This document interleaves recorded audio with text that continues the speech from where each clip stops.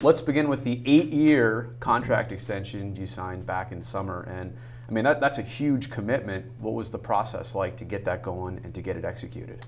Yeah, it was something that I wanted to do. I met with Doug at the end of last year and just kind of went over the way last year ended. And then moving forward, he asked if I wanted to be here long term, and I said yes. And we started discussions then, and I figured this was going to be probably the last contract I would sign in the NHL, and I wanted to stay in San Jose, so we made it happen. You're already thinking like that? Last contract you'll ever sign? That was the plan. I mean, that was. You'll change your mind when you get there. Probably you'll want a couple more. We'll see. I mean, signing an 8-year deal, taking me till I'm 38, and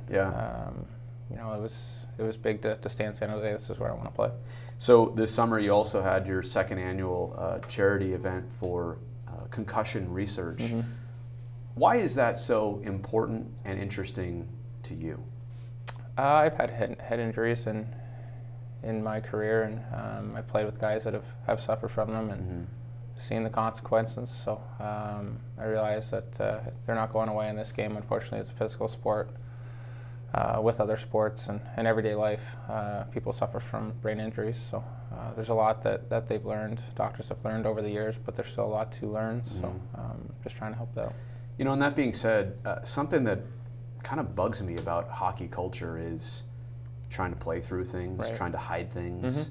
And also from the perspective of a player who is struggling statistically on the ice and is then being criticized for his play, but can't really explain that I'm dealing with this. I just, it's the etiquette. I can't tell you about it.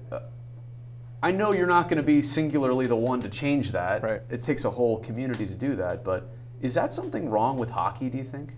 It's a tough question. Very tough question. I've played through injuries. I think every player on this roster has over their career. It's a fine line, I also understand. It is. I mean, it depends what the injury is. If you're playing with a head injury, then obviously you're not doing anyone any good. But if you can play through something and still contribute, then I think it helps the team.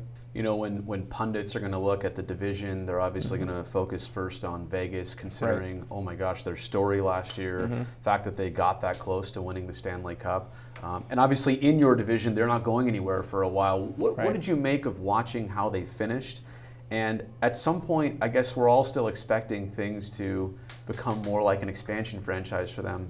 At the same point, like, they're way past that, don't you think? I think so. I think they're going to be good. Our division's going to be competitive. I think Edmonton's going to have a bounce back year. Vegas, they added Pacioretty, so he's going to help them. Calgary's going to be better. It's going to be tough. But it's been tough for the last. Anaheim Kings. Yeah, exactly. Like, it never gets easier. It's been tough for the last many years, and we found a way. So hopefully this year we'll continue that. You mentioned that young group of players that really collectively took a next step last year. Timo, Hurdle. A lot of people see you still as a young guy. You're way more of a veteran than a young guy at this point. How do you see yourself helping that group, or being there for that group to take even another step forward? Yeah, I still think I can play better. I think I have more to my game I can give. I think at the end of the year last year, I sat down with the coaches and we looked at some things that I can improve going into this year, and I want to do more with the puck in the offensive zone, create more chances. So I think there's another level to my game. Is it entertaining to watch the young group, though, kind of come up in the same way that you did with a similar young group? It's exciting. When you get a guy that comes up, you watch him come up from the American League and play his first couple games. They're a little hesitant, and then they learn the NHL. Timo's a prime example.